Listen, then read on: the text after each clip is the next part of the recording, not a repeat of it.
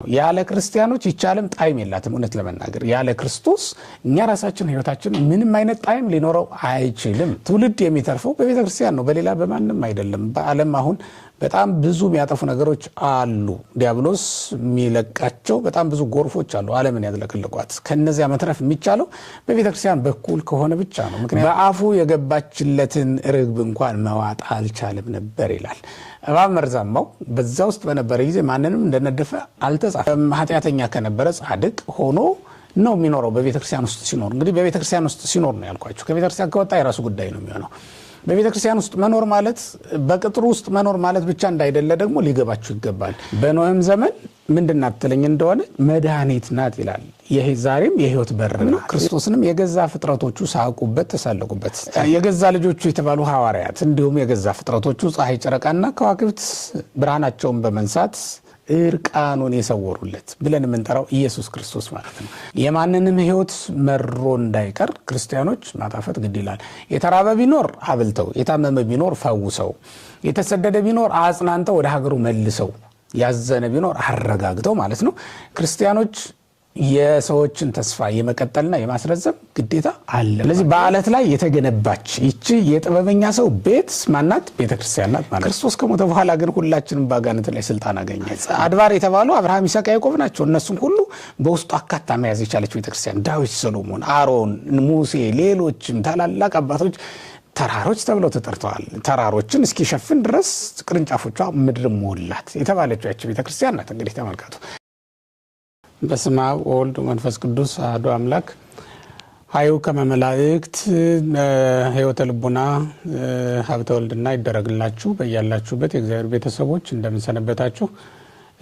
ዛሬ እንግዲህ ባለፈው የጀመርነውን የቤተክርስቲያን ታሪክ ጥናታችን እየቀጠልን ያለ ነው። ክፍል 2ን ዛሬ ይዘን እንቀርባለን። ዛሬ ክፍል 2 የሚያጠነጥነው የቤተክርስቲያን ምሳሌዎች ተብሎ በቤተክርስቲያን የሚነገሩና ቅዱስ ወንጌል ላይ ለቤተክርስቲያን በጌታችን ትምህርት በሐዋርያትም እንዲሁ ለቤተክርስቲያን የተሰጧት ምሳሌዎች መነሻ አድርገን ነው ዛሬ ትምህርታችን የምንቀጥለው። ምናልባትም ዛሬ ይሄን ብቻ ሊሆን ይችላል የምናየው። እንደ ትናንቱ ሁሉ ዛሬም የአባቶቻችን አምላክ እግዚአብሔር ከኛ ጋር ሆኖ እስከ ፍጻሜያችን ድረስ እንዲረዳና በጎውን ሁሉ እንዲያደርግልን ቅዱስ ፈቃዱ ይሆንልን። ባለፈው እንግዲህ እንደምታስታውሱት ቤተክርስቲያን ማናት ከሚለው ጀምረን የቤተክርስቲያን ታሪክ ለምን እናጠናለን፣ ሌሎችንም ነገሮች ስናይ ነበረ። ጥሩ እንደነበረና እንደተማራችሁበት ተስፋ እናደርጋለን። ሐሳባችሁን በኮሜንት እንደምትሰጡንም እንዲሁ እንጠብቃለን። ዛሬ የምናየው የቤተክርስቲያን ምሳሌዎችን ነው። ቤተክርስቲያን በልዩ ልዩ መንገድ ተገልጣለች በቅዱስ ወንጌል ውስጥ። በቅዱስ ወንጌል ቤተክርስቲያን በሚለው ስያሜም ተጠርታለች፣ ግን ደግሞ በሌሎች ምሳሌዎችም ተወክላ ወይም ተተክታ የተጠራችበትን ሁኔታ ደግሞ እናስተውላለን እና እንግዲህ ያንን ነው የምንመለከተው ማለት ነው። የመጀመሪያው ምሳሌ መረብ ወይም ዘረመትራን የምንለው ነው። መረብ እንደሚታወቀው የአሳ ማጥመጃ ነው፣ ግን ደግሞ ቤተክርስቲያንም በዚህ ተመስላ እናገኛታለን ማለት ነው። መረብ ወይም ዘረመትራን በአሳ አጥማጆች ይገኛል። ሐዋርያት አሳ አጥማጆች ናቸው እንደሚታወቀው። በመጀመሪያ ስራቸውም እንደዚያው ነበሩ። በማቴዎስ ወንጌል ምዕራፍ 4 ቁጥር 17 ላይ እንደምናነበው ከአሳ ማጥመድ ስራ ነው የተጠሩት። ሁሉም እንደሚታወቀው ከአሳ ማጥመድ ስራ የጠራቸው እነዚህን ደግሞ ሬሴክሙ ትኩኑ መሰግራነ ብሏቸዋል። ያ ማለት በማቴዎስ ወንጌል ምዕራፍ 4 ቁጥር 19 እና በማርቆስ ወንጌል ምዕራፍ 1 ቁጥር 17 ላይ እንደምናነበው ማርቆስ 1:17 ላይ ሬሴክሙ ትኩኑ መሰግራነ ይላቸዋል። የሰው አጥማጅ እንድትሆኑ አደርጋቸዋለሁ ብሎ ነበር የጠራቸው ማለት ነው። ስለዚህ አሁን ምን ይሆናል ማለት ነው? መረቡ ወንጌል ይሆናል ወይም ቤተክርስቲያን ትሆናለች።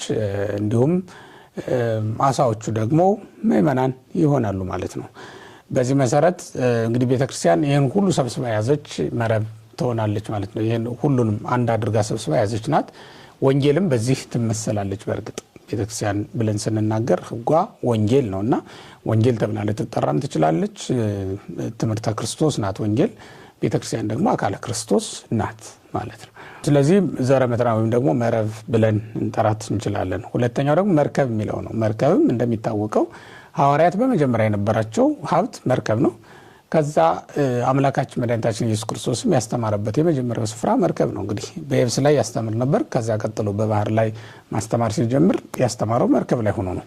እንደሚታወቀው ክርስቶስ በባህር ላይ በደረቅ እንደሚሄድ ያለ መርከብ መሄድ ይችላል። ግን ደግሞ በመርከብ እየሄደ ሰዎች እንደሚሄዱበት ማለት ነው በገሊላ ባህር ላይ ያስተምራቸው እንደነበረም ታሪክ ይነግረናል። በቅዱስ ወንጌል ላይ እንደተጻፈው ማለት ነው።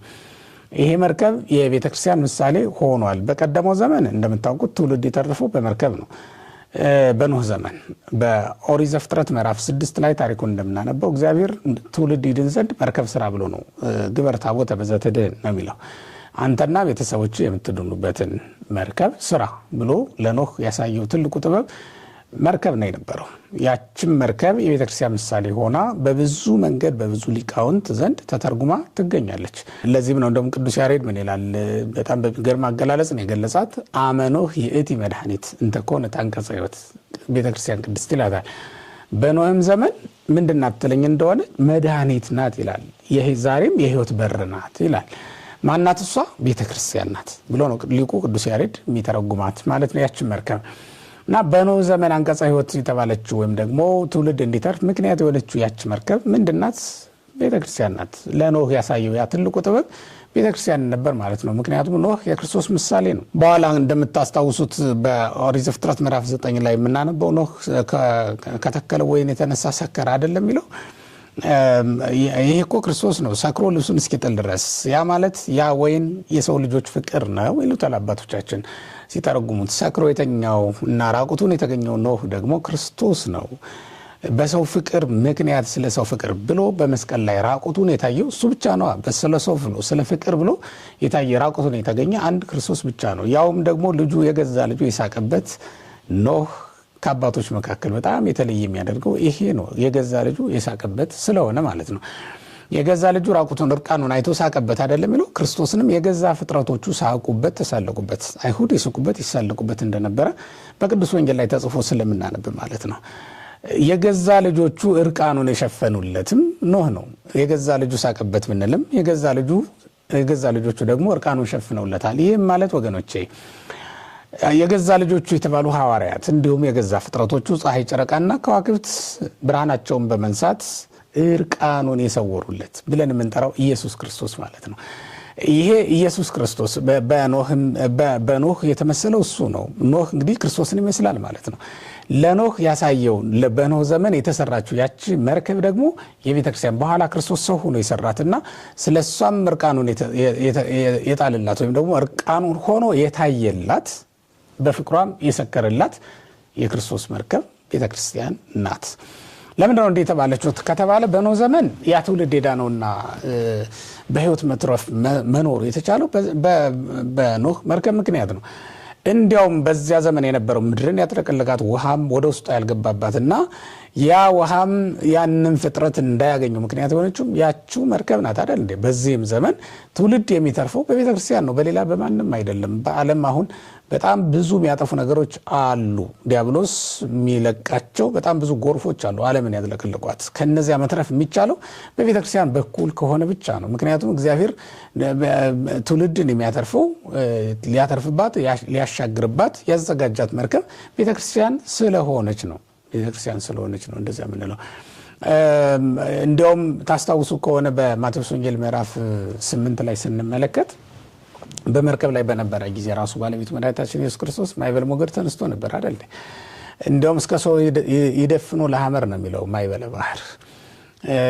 የባህሩ ማዕበል ወደቡን እስኪያናውጠው ድረስ ታላቅ የሆነ ንውጽውጽታ ነበር ተፈጥሮ ነበር። ያንን ጸጥ አደረገው እንደሚለው የቤተክርስቲያን አምላክ ኢየሱስ ክርስቶስ እና ሐዋርያት በሰላም እንዲሻገሩ አደረጋቸው ይላል። ለምን?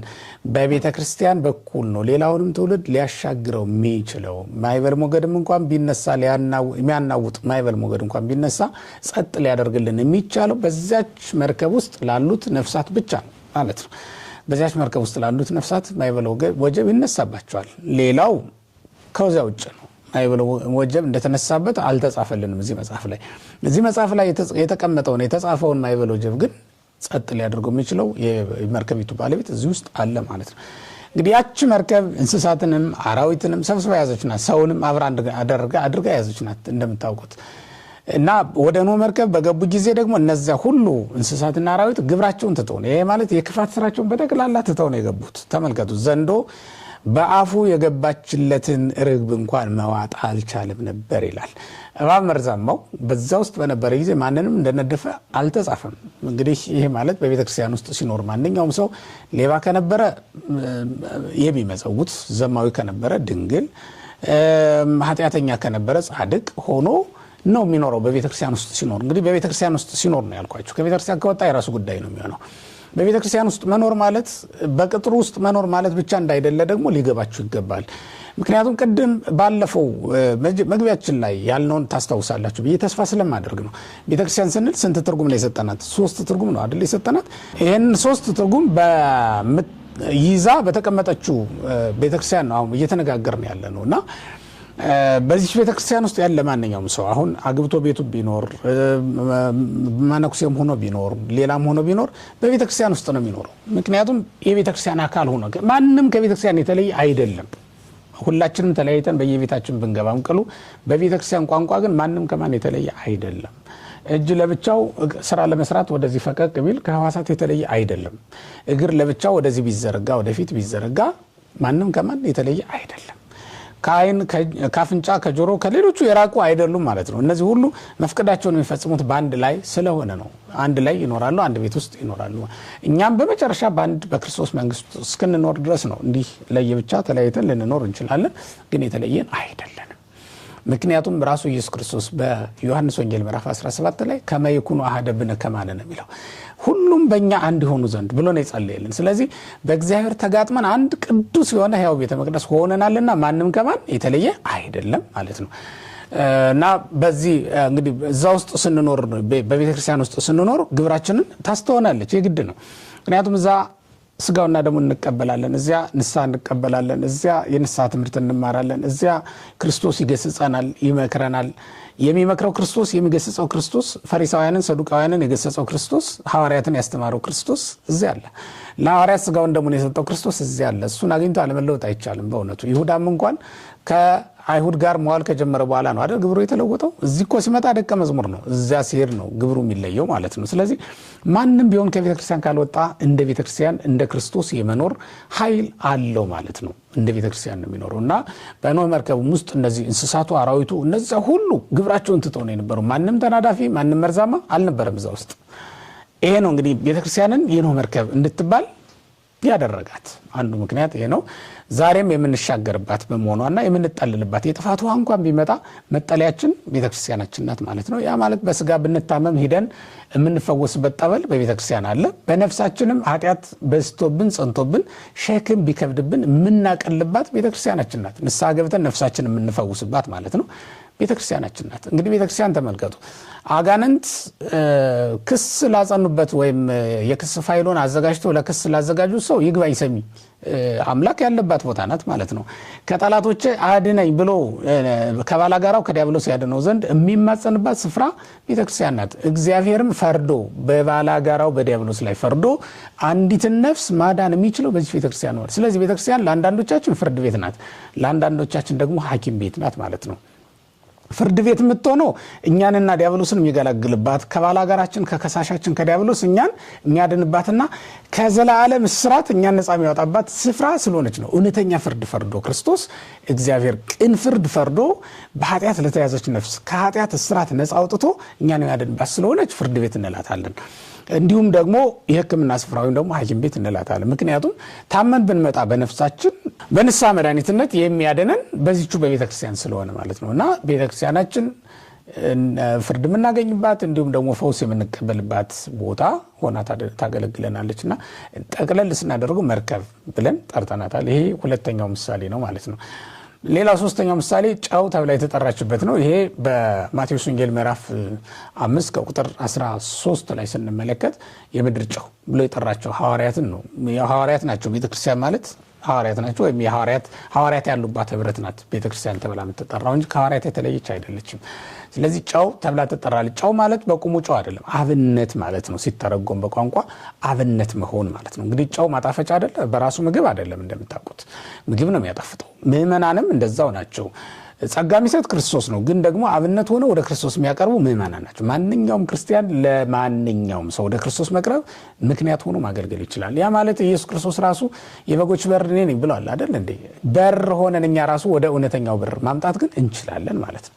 ከበር የሚያደርስ በር እኮ አለ አይደል እንዴ? እውነተኛውን በር ክርስቶስን ወደ ህይወት የሚያስገባውን በር ክርስቶስን እናገኘው ዘንድ ወይም ዓለም ያገኘው ዘንድ አብነት መሆን ያለብን ደግሞ እኛ ነን ማለት ነው። ጨው ተብለ የተጠራችሁም ለዚህ ነው። ያለ ክርስቲያኖች ይህች ዓለም ጣዕም የላትም። እውነት ለመናገር ያለ ክርስቶስ እኛ ራሳችን ህይወታችን ምንም አይነት ጣዕም ሊኖረው አይችልም። በእውነቱ በዚህ ዓለም ምን ጣዕም ያለው ነገር አለና ነው። ስለዚህ በዚህ ዓለም ስንኖር እኛ ሁላችን በክርስቶስ ጣፍጠን ጣዕም ሆነን ነው የምንኖረው። ትዳር ቢሆን በክርስቶስ እናጣፍጠዋለን። ምንኩስና ቢሆን በክርስቶስ እናጣፍጠዋለን። ድንግልናም ቢሆን በክርስቶስ እናጣፍጠዋለን። የትኛውም አይነት የሚመጣውም ሆነ የሚያልፈው ህይወት የሚጣፍጠው በማን ነው? በክርስቶስ ነው ማለት ነው።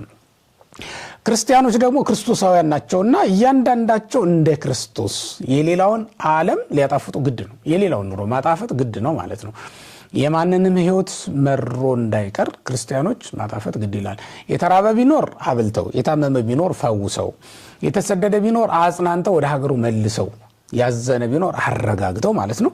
ክርስቲያኖች የሰዎችን ተስፋ የመቀጠልና የማስረዘም ግዴታ አለባቸው። ይሄ ክርስቶስን ስለምንመስል ያው ግዴታችን ነው ማለት ነው። ወይን ሆኖ አለመጣፈጥ አለ እንዴ? በእውነት ይሄ ከባድ ነው። ወይን ሆኖ አለመጣፈጥ አይቻልም። ወይን ሆኖ ደስታን አለመስጠት አይቻልም። እኛ ደግሞ ወይን ተብለን የተጠራ ነውና ለሰው ደስታ መስጠት ግዴታችን እንደሆነ ነው የሚያሳየው ማለት ነው። ይሄ አንዱ የተመሰለችበት ነው ቤተክርስቲያን። አራተኛው ምሳሌ ብርሃን የሚለው ነው። በዛው በማቴዎስ 5:14 ላይ ስንመለከት የዓለም ብርሃን ይላቸዋል ኢየሱስ ክርስቶስ። ብርሃን በነገራችን ላይ ራሱ ክርስቶስም የተጠራበት ስም ነው። በዮሐንስ ወንጌል ምዕራፍ 8 ቁጥር 12 ላይ ተጽፏል። ኢየሱስ ክርስቶስ ራሱን በጠራበት ስም ደግሞ እኛን ይጠራናል ማለት ነው። ይህም ቤተክርስቲያን ብርሃን ብሎ የጠራበት ምክንያት ዓለም ጨለማ ስለሆነ ነው። እንዲህም ይላል ቅዱስ ጴጥሮስ ራሱ በመልእክቱ ምንድነው የሚለው? ከድቅድቅ ጨለማ ወደሚደነቅ ብርሃን አይደለም የሚለው አወጣን ይላል። ይህ ዓለም ጨለማ ነበር ክርስቶስ እስኪመጣ ድረስ። ኢሳይያስ በትንቢቱ እንደገለጸው ትንቢተ ኢሳይያስ ምዕራፍ 9 ቁጥር 6 ላይ በጨለማ የሚኖር ህዝብ ተብሎ ነው የተጠራው። ይሄ በማቴዎስ ምዕራፍ 4 ላይ ተጠቅሷል በድጋሚ ማለት ነውና ቤተክርስቲያን በድቅድቅ ጨለማ ውስጥ የተተከለች እውነተኛ ብርሃን ናት ማለት ነው። የክርስቶስ ብርሃን ናት። ስለዚህም ብርሃን ተብላ ትጠራለች። ለሌሎቹ መንገድ ለጠፋባቸው መንገድ የምታሳይ እና ጨለማ ለሆነባቸው ጨለማን የምታርቅ ስለሆነች ነው እንዲህ ብለን የምንጠራት። አምስተኛው ቤት ተብላ ተጠርታ ቤት እንታነጻ በይሲ ጠቢብ ነው ምንላት። ጥበበኛ ሰው የሰራት ቤት ተብላ ትጠራለች ቤተክርስቲያን። ይህም በማቴዎስ ወንጌል ምዕራፍ 7 ቁጥር 24 ላይ ተጽፎ እንደምናነበው ነው። በይሲ ጠቢብ ማለት ክርስቶስ ነው ጥበበኛ ሰው ተብሎ በመጽሐፈ ምሳሌ ምዕራፍ 7 ቁጥር 1 ላይ ተጠቅሷል። ጥበብ ተብሎ ነው የተጠራው። እንደውም ጥበበኛ ብቻም አይደለም ኢየሱስ ክርስቶስ። ቅዱስ ጳውሎስም በቆሮንቶስ መልእክቱ አንደኛ ቆሮንቶስ ምዕራፍ 1 ላይ ጥበብ የእግዚአብሔር ጥበብ ብሎ ጠርቶታል ኢየሱስ ክርስቶስንና በክርስቶስ እጅ የተሰራች በአለት ላይ የጸናች ማለት ነው። በአለት ላይ እንደሚሰራት ደግሞ ተናግሯል። ማቴዎስ 16 ቁጥር 16 ላይ አንተ አለት ነህ፣ በአንተ አለትነት ላይ ቤተክርስቲያኔን እሰራታለሁ ብሎ ነው የተናገረው። ስለዚህ በአለት ላይ የተገነባች ይቺ የጥበበኛ ሰው ቤት ማናት? ቤተክርስቲያን ናት ማለት ነውና ቤተክርስቲያንን በአለት ላይ የተሰራች ምንላት ለምንድን ነው? ዝናብም ቢዘንብ ፈሳሽም ቢፈስ ጎርፍም ቢጎርፍ ነፋስም ቢነፍስ ቤተክርስቲያንን ሊያናውጣት ማንም ስለማይቻለው ነው። ይሄ ማለት ትምህርተ መናፍቃን አለ፣ የአይሁድ ክህደት አለ፣ እንዲሁም ደግሞ የአሕዛብ ስቅላትና ውግረት አለ። ይሄ ሁሉ ቤተክርስቲያንን አላጠፋትም አያጠፋትም። የነገስታት ግርማ አለ፣ የአራዊትና የእንስሳትን እንዲሁ ጫጫታና ሁካታ አለ። ያ ሁሉ ቤተክርስቲያንን ሊያጠፋታል። ዝናብ፣ ጎርፍ፣ ነፋስ የተባለው እሱ ነው። በማቴዎስ 7:24 ላይ ስትመለከቱ ጥበበኛ ሰው የሰራት ቤት አለች፣ ሰነፍ ሰው የሰራት ቤት አለች። ሰነፍ ሰው የሰራት ቤት አይደለችም ቤተክርስቲያን። ጥበበኛው ንጉስ ኢየሱስ ክርስቶስ የሰራት ናት። ያው ማለት ላይ ያውም ደግሞ ዝናብም ቢዘን ነፋስም ቢነፍስ እና ጎርፍም ቢጎርፍ የማትናወጥ ቤተክርስቲያን ናት። በኋለኛው ዘመንም ሐዋርያው ቅዱስ ጳውሎስ በዕብራውያን ምዕራፍ 12 ላይ እንደነገረን የማትናወጥ መንግስትን እሰጣችኋለሁ ብሎ አይደል የነገረን? መንግስተ ዘይት አንቀለቅል ነው ማለት ነው። የማትናወጥ መንግስት ብለን እንጠራታለን። መንግስተ ሰማይ እሷን ተስፋ እናደርጋለን። ንሴፎ መንግስት ነው የሚለው እሷን ተስፋ እናደርጋለን ሁላችንም እና ያቺ መንግስት የማትናወጥ መንግስት እስክትመጣ ድረስ የማትናወጥ ቤተክርስቲያን በአለት ላይ ሰርቶ ሰጥቶናል። የማትናወጥ የምንለው በክህደት የማትናወጥ ስለሆነች ነው። የማትናወጥ የምንለው ከእግዚአብሔር ሐሳብ የማትወጣ ቤተክርስቲያን ስለሆነች ነው። እንግዲህ ተመልከቱ፣ ከእግዚአብሔር ሐሳብ የወጣ ስራ የሚሰራ ጳጳስ፣ ከእግዚአብሔር ሐሳብ የወጣ ስራ የሚሰራ ቄስ፣ ከእግዚአብሔር ሐሳብ የወጣ ስራ የሚሰራ ሰባኪ፣ ከእግዚአብሔር ሐሳብ የወጣ ስራ የሚሰራ ምዕመን ልታዩ ትችላላችሁ። ግን ቤተክርስቲያኒቱ ከክርስቶስ ሐሳብ የምትወጣ አይደለችም ነው ማለት ነው። ስለዚህም የማትናወጥ እንላታለን። የቢሲ ጠቢብ ዘሐነጻ ብለን የምንጠራት ቤት እንተ ተሐንጸት በይደ ጠቢብ ብለን የምንጠራትም ከዚህ የተነሳ ነው ማለት ነው። ሌላው ዕንቁ ተብላ ትጠራለች። ስድስተኛው ምሳሌ ነው። በማቴዎስ ወንጌል ምዕራፍ 7 ቁጥር 6 ላይ ተጽፎ እናነባለን። እንዲሁም በማቴዎስ 13 ቁጥር 44 ላይም ተጽፎ የምናገኘው ዕንቁ አለ። በእሪያዎች ፊት የማንጥለው እንዲሁ ዝም ብለን የማንጥለው ግን ደግሞ በየትኛውም ዋጋ ገዝተን የምንወስደው ውድ ዕንቁ እና ተደብቆ ተሰውሮ የሚኖር ማለት ነው። ከእግዚአብሔር ሐሳብ የወጣ ስራ የሚሰራ ጳጳስ፣ ከእግዚአብሔር ሐሳብ የወጣ ስራ የሚሰራ ቄስ፣ ከእግዚአብሔር ሐሳብ የወጣ ስራ የሚሰራ ሰባኪ፣ ከእግዚአብሔር ሐሳብ የወጣ ስራ የሚሰራ ምዕመን ልታዩ ትችላላችሁ። ግን ቤተክርስቲያኒቱ ከክርስቶስ ሐሳብ የምትወጣ አይደለችም። መድፍን ውስተ ገራሂት ነው የምትላት ነው የምንላት። ያንን መድፍን አባ ጊዮርጊስ ክርስቶስ ነው ብለው ተርጉሞታል። እንዲሁም ሌሎቹ ሊቃውንት ደግሞ ቤተክርስቲያናችን ናት ብለው ተርጉሟታል። ይህ ማለት ዕንቁ እንደሚታወቀው ከብርሃንና ከውሃ ነው የሚገኘው። እኛም የተገኘ ነው ከብርሃን መንፈስ ቅዱስና ከውሃ ነው የተገኘ ነው አይደል? ቤተክርስቲያን የተወለደችው ከመንፈስ ቅዱስ ነው። ቅዱስ ኤፍሬም በሃይማኖተ አበው ላይ ዕንቁን አንስቶ ሰደፍ ነው የሚያስገኘው። ከብርሃንና ከውሃ የሚገኝ ነው። ከቅዱስ ኤፍሬም ድርሰቶችን መረዳት እንችላለን። ያ ዕንቁ ከብርሃንና ከውሃ እንደሚገኝ መገኘቱ ከብርሃንና ከውሃ ነው። በዘር በሩካቤ የሚገኝ አይደለም። እኛም ከደምና ከስጋ አይደለም፣ ወይም በባልና በሚስት ፈቃድ የተገኘን አይደለንም። በመንፈስ ቅዱስ ፈቃድ የተገኘንን። ያለ እግዚአብሔር ፈቃድ የተገኘች ቤተክርስቲያን የለችም። በእግዚአብሔር ፈቃድ ነው። በስምረተ ቢሲ ኦቢሲትም አይደለም የተገኘችው ይህች ቤተክርስቲያን፣ በእግዚአብሔር ፈቃድ ነው የተገኘችው ማለት ነው። እና ይህች ቤተክርስቲያን እንደ ዕንቁ ሁሉ ከመንፈስ ቅዱስና ከውሃ ነው የምትገኘው። ለዚህም ነው ጌታ በዮሐንስ ወንጌል ምዕራፍ 3 ቁጥር 6 ላይ ምን ብሎ ነው የተናገረው?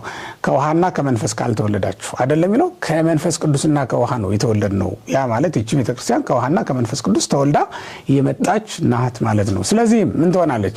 ስታበራ ትኖራለች። ባህሪዋ ማብራት ነው። ምክንያቱም የመንፈስ ቅዱስን ዘር የመንፈስ ቅዱስን ጸዳል ስለተቀበለች ስላረፈባት ነው። የሰማዩ ብርሃን ከውሃው ላይ ሲያርፍ እኮ ነው። ተመልከቱት።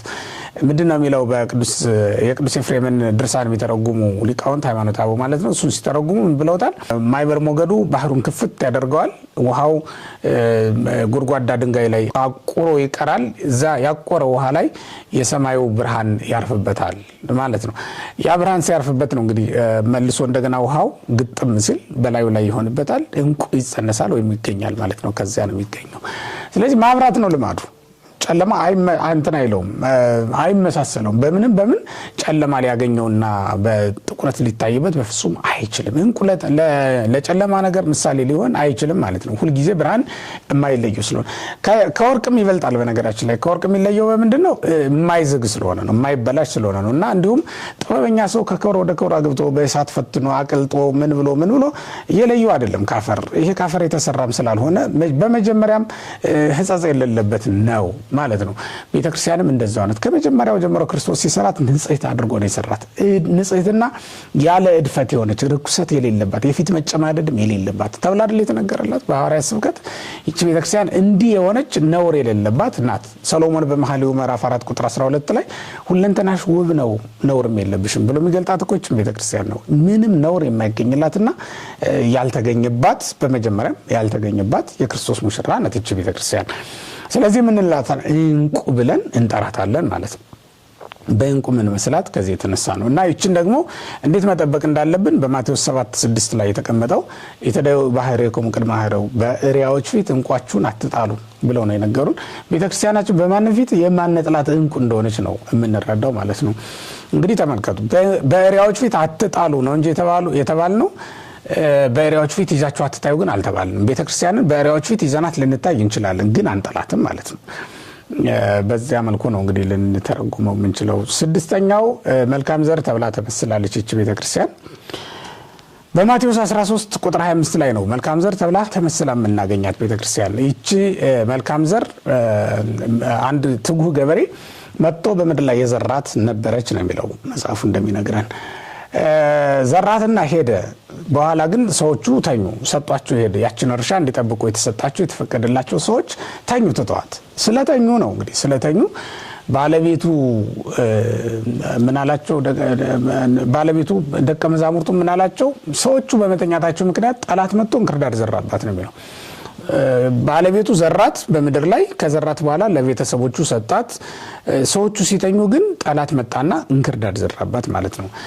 ዘሩ መልካም ዘር እንደነበረ ጠያቂዎቹም አኮሁ ሰናየ ዘራ ዘራይ ከበስተግራይት ማይቴን ከለውጡ ክርዳድ፣ አቤቱ መልካም ዘርን ዘርተህ አልነበረምን? ይህ ሁሉ ክርዳድ ከወዴት መጣ ብለው የጠየቁት ከዚህ የተነሳ ነው ማለት ነው። መልካም ዘርን ዘርቶ ነበረ፣ እውነት ነው። ነገር ግን ጠላት ሰዎቹ ሲተኙ አይቶ እንክርዳድ መጥቶ ዘርቶባት እንደሄደ ነው የሚያስረዳን የሚያሳየን ማለት ነው። ይቺ መልካም ዘር ማናት ከተባለ ቤተክርስቲያን ናት።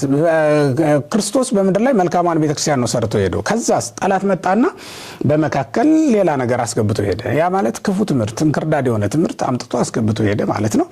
በዘር መካከል አብሮ በቀለ። በጣም የሚገርመው የሚያሳዝነው ነገር ይሄ ነው። እንግዲህ ተመልከቱ፣ አብሮ በቀለ ማለት ምን ማለት ነው? ቤተክርስቲያን ጳጳሳትን ስትሾም ጳጳስ ተብለው ይሾማሉ ማለት ነው። ቤተክርስቲያን ፓትሪያርክ ስትሾም ፓትሪያርክ ይባላል። ቤተክርስቲያን ቄስ ስትሾም ቄስ ብለው ይሾማሉ። እንዲህ አይነት እንክርዳድ በምድር ላይ በቀለ፣ ምድር ሞላት ማለት ነው። ይሄ በጣም የሚገርመው የሚያሳዝነውም ደግሞ መልካሙን ዘር ከዚህ ክፉ ዘር ከዚህ እንክርዳድ ለመለየት በጣም አስቸጋሪ መሆኑ በጣም አስቸጋሪ መሆኑ እንደውም ባለቤቱ ራሱ ሰራዊቱን ልኮ ወይም ደቀ መዛሙርቱን ልኮ ሊያስጠርገው ደቀ መዛሙርቱን ልኮ ሊያስነሳውም አልተቻለውም። ምክንያቱም እንክርዳዱን ሲነቅሉ መልካሙን ዘር አብረው እንዳይነቅሉት ስለሰጋ። ስለዚህ ምን አላቸው? ተፈቀድኖ ንሁር ወነጻህዮ ለከ አሉት። ሂደን ልናርመው ልናስተካክልልህ ትፈልጋለህ ብለው ሲጠይቁት ምን አላቸው? እንክርዳዱን እናጠራለን ብላችሁ ስንዴውንም ትነቅሉታላችሁ፣ ተውት አላቸው ነው የሚለው። በዚህ ምክንያት እንደውም መልካሙን ዘር ለማዳን ሲባል ለማትረፍ ሲባል ምን ተደርጎ ነበረ መሰላችሁ? በተለያዩ ዘመናት የተነሱ ኑፋቂዎችን የተነሱ መናፍቃንን ሁሉ ታግሶ አሳልፏቸዋል ማለት ነው። ይሄ ማለት ከሰማይ መብረቅ ወርዶ ያላጠፋቸው እንደው እንደ ሰዶም እንደ ገሞራ በሰዶም በገሞራ ላይ እንደፈረደ ያልፈረደባቸው በሰባት ካት ላይ የጥፋቷን እንዳመጣባቸው ያላመጣባቸው ለምን ይመስላችኋል? ለምንድነው እንደዚህ ያደረገው ትሉኝ እንደሆነ ይሄማ የሆነው ስንዴው እንዲያድግ ሲባል እንክርዳዱ ስለተተው ነው። ለእንክርዳዱ መሬት የተደረገለት ከስንዴው የተነሳ ነው ማለት ነው። ስለዚህ የስንዴው አብሮ መኖር ከስንዴው የተነሳ የእንክርዳዱ አብሮ መኖር ከስንዴው የተነሳ መሆኑን ልብ ማለት ይገባል። የሆነው ሆኖ ግን መልካም ዘር ተብላ የተጠራችው ቤተክርስቲያን ናት። ኢየሱስ ክርስቶስ በምድር ላይ መልካሟን ቤተክርስቲያን ሰርቷል። ግን ደግሞ እንክርዳዱ ደግሞ አብሮ የበቀለ መሆኑን ማስታወስ ይገባል። ሁላችንም ማወቅ ያለብን ትልቁ ነገር እሱ ነው። ከስንዴው አጠገብ እንክርዳድ መኖሩን እንዳትረሱ። እንክርዳድ የሆነ ትምህርት፣ እንክርዳድ የሆነ ስርዓት፣ እንክርዳድ የሆነ አካሄድ ሊኖር ይችላል። እንክርዳድ የሆነ ሰው ሊኖር ይችላልና እሱን በሚገባ ማጥናት እንዲገባ ነው የሚያሳየው ማለት ነው። ሰባተኛው የሰናፍጭ ቅንጣት የሚለው ነው። የሰናፍጭ ቅንጣት በማቴዎስ ወንጌል ምዕራፍ 13 ቁጥር 31 ላይ በነገራችን ላይ በዚህ በማቴዎስ ወንጌል ብቻ ወደ አምስት አይነት ምሳሌዎች ተቀምጠዋል። ለቤተክርስቲያን የሆኑ ምሳሌዎች ማለት ነው። ከነዚያ መካከል ጥቂቶችን ለማሳየት ያክል ነው እንግዲህ አሁን ያነሳውላችሁ። የሰናፍጭ ቅንጣት ብለን የምንጠራት ይቺ ቤተክርስቲያን ሰናፍጭ እንደሚታወቀው በትንሹ ትበቅላለች። ስትበቅል ደካማ ናት ነው የሚለው። በኋላ ግን እየቆየች የቲትነስ እንኩሎና ሃይማኖት አይደል የሚለው ከሌሎቹ እጽዋት ሁሉ እሷ ታንሳለች ይላል። እንዲህ ሆና ቆይታ ግን መጨረሻ ላይ ወታጸለል ኩሉ አፈ ሰማይ ነው የሚለው። የሰማይ ወፎችን ሁሉ እስክታስጠልል ድረስ ታላቅ ትሆናለች፣ ተብሎ ነው የተነገረላት። የሰማይ ወፎች መጠያ የምትሆነች የሰናፍጭ ቅንጣት በጥቂቱ ትጀመራለች። በዚያውም ላይ በኋላ በተደቆሰችበት አካባቢም እንኳን ተሐዋሲያን እንዳይኖሩ ታደርጋለች። በዚያውም ላይ ደግሞ ሌላ ተጨማሪም ነገር አላት። ላይዋ ቀይ ነው፣ ውስጧ ደግሞ ነጭ ነው። ይህም በጣም ይገርማል። እውነት ለመናገር ከቤተክርስቲያንም ከወንጌልም ጋር ያስማሟታል አባቶቻችን። የአንድ ክርስቲያን ሕይወት በዚህ ይመሰላል። ይሄ በነገራችን ላይ በእኛ ትርጓሜ 3 አይነት ትርጉም ነው ያለው። ከ3ቱ 2ቱ በቤተክርስቲያን የተተረጎሙት፣ አንዱ ብቻ ነው በወንጌል የተተረጎመው የተፈታው ማለት ነውና እነዚህ ሁሉ ትርጓሜዎች የሚያሳዩን የሰናፍጭ ቅንጣት የተባለች ቤተክርስቲያን መሆኗን ነው የሚያሳዩ። እንደ ሰናፍጭ ትንሽ ናት እንደሚታወቀው። ቤተክርስቲያን ትጠፋለች እንጂ ትለማለች ያላት ማንም አልነበረም። ምክንያቱም በ12 ደቀ መዛሙርት ነው የተመሰረተችውና ድፍን ዓለምን በ12 ሰው ማሳመን ይቻላል ተብሎ ማንም ሊያስብ አይችልም። ግን በኋላ ላይ ቆይቶ እንደ ሰማይ ወፍ ሁላችንን ሰብስባ አስጠጋችን ማለት ነው። የሰማይ ወፍ የተባሉ በመላው ዓለም የሚገኙ ክርስቲያኖች ናቸው። እነሱን ሁሉ ሰብስባ የያዘች ናት ማለት ነው። በኋላ ላይ በጥቂቱ የተጀመረች ያች ሐዋርያትን አይተው አይሁድ እንደሚነቅሏት እርግጠኛ ነበሩ እኮ። ክርስቶስንም አይተው ማለት ነው ወልደ ዮሴፍ ብለው ነቅለው ለመጣል አስበው ነበረ። ዜና ሕይወቱን ዜና ታምራቱን ዜና ትምህርቱን ነቅሎ ለመጣል አስበው ነበር። እንደውም እንዲህ ብለው ነው የሰቀሉት። ራሱ በዮሐንስ ወንጌል ምዕራፍ 12 ላይ እንደምንረዳው ይህን ንቅትል ሀደበስ የሚታጎል ሁሉ ዓለም ሁሉ ከሚረበሽ ለምን አንድ ሰው አንገልም ብለው አይደል የገደሉት። ስለዚህ ክርስቶስን ሲገሉት ወንጌል ጠፍታ የምትቀር ቤተክርስቲያን የምትዘጋ መስሏቸው ነበር። ግን እንደዚህ አልሆነም። ምክንያቱም ሞት ይዞ ያስቀረው ዘንድ ስላልተቻለው ማለት ነው። ለካ የሞተው እንደገና ይበቅል ዘንድ ነው። እንደገና አዲስ ሆኖ ይሰራ ዘንድ ስለፈለገ ነው ኢየሱስ ክርስቶስ። ያ ማለት እንዲህ ብሎ ስለተናገረ በዮሐንስ ወንጌል ምዕራፍ 2 ላይ ስለ ቤተ መቅደስ ሲናገር ክርስቶስ ምን ብሎ ነበር? ይህን ቤተ መቅደስ አፍርሱት፣ ንስትዎ ለዝንቱ ቤተ መቅደስ ወበሰሉስ ዕለት አነሳው። ይህን ቤተ መቅደስ አፍርሱት፣ በ3ኛው ቀን እኔ አነሳዋለሁ ብሎ አይደል የተናገረው። ስለዚህ እንደገና ያነሳው ዘንድ ስለፈለገ ነው የተቀደሰ ሰውነቱን እንዲገሉት የፈቀደላቸው እንጂ በግድ የግድለው ማንም እንደሌለ ተረዳን ማለት ነው። እንደገና ትንሳኤው ገለጠው፣ እንደገና ሞቱ ገለጠው ማለት ነው። ተመልከቱ፣ ክርስቶስ በሞቱ በሕይወት ሳለ ካሳደዳቸው አጋንንት ይልቅ በሕይወት ሳለ ያሳደዳቸው አጋንንት ይበልጣሉ ብሏል። በሕይወት ሳለ ሁርም ድሬ ሰይጣን ነው ያለው። ከሞተ በኋላና ከተነሳ በኋላ ግን ምርኮም በሙሉ ነው። በሕይወት ሳለ አልያዘው ያለ አንድ ክርስቶስ ነበረ። ክርስቶስ ከሞተና ከተነሳ በኋላ ግን ሁሉም በክርስቶስ የሚያምኑ የማይያዙት ሆነዋል ማለት ነው። በሕይወት ሳለ ክርስቶስ ስልጣን የነበረው በአጋንንት ላይ ራሱ ኢየሱስ ክርስቶስ ብቻ ነበረ። ምክንያቱም እናውጣ ብንለውም ቢብሎናል። ለዚህም አይደል እንዴ በማቴዎስ ወንጌል ምዕራፍ 17 ቁጥር 1 ላይ እኮ አምጻእክዋ በአርዳኢከ ወሲኑ ፈውሶተ ነው የሚለው። ከቁጥር 20 ላይ ወደ ደቀ መዛሙርት አመጣሁት ማውጣት ተሳናቸው ይላል። ስለዚህ ጋኔን ማውጣት እንኳን የማንችል ነበርን ማለት እኮ ነው። ተመልከቱ፣ ይህች ቤተክርስቲያን ጋኔን ማውጣት እንኳን የማትችል ነው የነበረችው። ድክመቷን ተመልከቱ፣ ምን ያህል ደካማ እንደነበረች። ክርስቶስ ከሞተ በኋላ ግን ሁላችንም በአጋንንት ላይ ስልጣን አገኘን። በማቴዎስ ወንጌል ምዕራፍ 10 ላይ እንደተጻፈው አሁን በአጋንንት ላይ ቤተክርስቲያን ስልጣን አላት። ቤተክርስቲያን አሁን እኔም ብትጠይቁኝ በግል ጋኔን ታወጣለህ ወይ እስቲ አውጥተህ አሳየን እንደማትሉኝ ተስፋ አድርጋለሁ። ምክንያቱም ታምራት በማድረግ ሰውን የምታሳምነው ቤተክርስቲያን አይደለም ያለችን። አሁን በክርስቶስ ትምህርት ነው ቤተክርስቲያን ሰውን የምታሳምነው ማለት ነውና ቤተክርስቲያን ግን እንዳጠቃላይ ጋኔን የማውጣት ስልጣን አላት። ክርስቶስ ከሞተና ከተነሳ በኋላ ይህ ሁሉ ስልጣን ቤተክርስቲያን አግኝታለች። አስቡት፣ በመጀመሪያ እንደ ሰናፍጭ ቅንጣት ተጠፋለች የተባለች ትንእስ የተባለች ከሁሉም ታንሳለች የተባለች እንደ ሙሴ እንኳን በኃይል አልጀመረውም እኮ ተመልከቱ። ሙሴ ሲጀምር በኃይል ነው የጀመረው። በኦሪት ዘፍጥረት ኦሪት ዘጸአት ምዕራፍ 4 ጀምራችሁ ምዕራፍ 5 ጀምራችሁ ስትመለከቱ ሙሴ ታምራት በማድረግ ነው ስራውን የጀመረው። ግን ኢየሱስ ክርስቶስ በድክመት ነው የጀመረው። ደክሞ ነው የጀመረው። በበረት ተጥሎ ተመልከቱት፣ ጨርቅ ተመጽቶ ነው ስራውን የጀመረው። በዚህ ዓለም መኖር ነው የጀመረው። እንደዚያ ባለ መንገድ ነው። በእርግጥ ያን ጊዜም ቢሆን የተሰሩ ትልልቅ ስራዎች አሉ። ግን ቢሆንም ዓለም ያወቀውና የሚያውቀው ደካማነቱ ነው። ምክንያቱም የአይሁድ ንጉሥ ወዴት ነው እያሉ ነው የመጡት። እጅ መንሻም ይዘውለት ነው የመጡት ማለት ነው። እንዲህ ባለ መንገድ የተጀመረችው ይህች ቤተክርስቲያን ማንም የማይነቀላት እስክትሆን ድረስ በዓለም ሁሉ ቅርንጫፎቿ የሰፉ ሆኑ ማለት ነው። በጣም ይገርማል። እዚያ ባለፈው የጠቀስኩላችሁ በመዝሙር 80 ላይ ያለችው የወይን ግንድ ያችኮ ምድርን የሞላች ነበር። ተከልከ ሰራዊሃ ወመላት ምድር አይደለም ወከደናተ አድባረ ጽላሎታ። እንግዲህ ተራሮቹን እስከ መሸፈን ድረስ የሚደርስ ቅርንጫፍ ያለው ትልቅ ዛፍ የት ይገኛል በእውነት?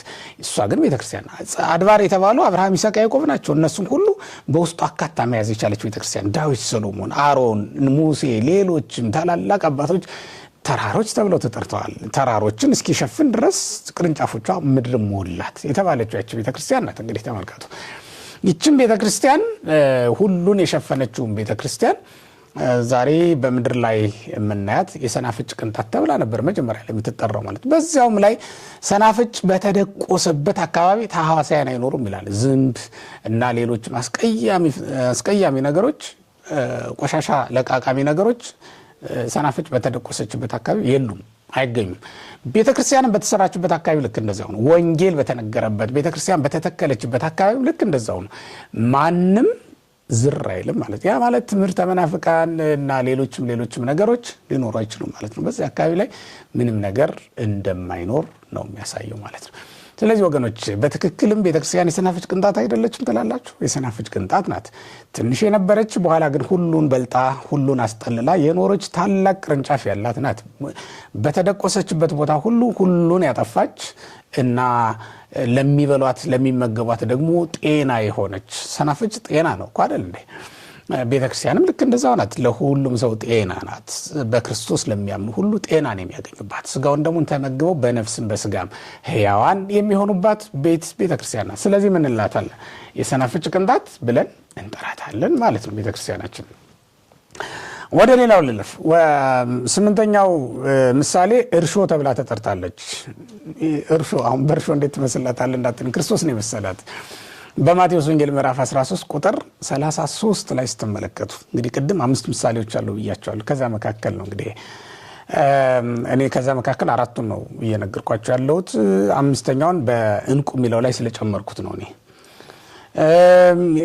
እርሾ ተብላ የተጠራችው ቤተክርስቲያን 3 መስፈሪያ ዱቄት የተለወሰበት እርሾ እንዳለ ተነግሯል።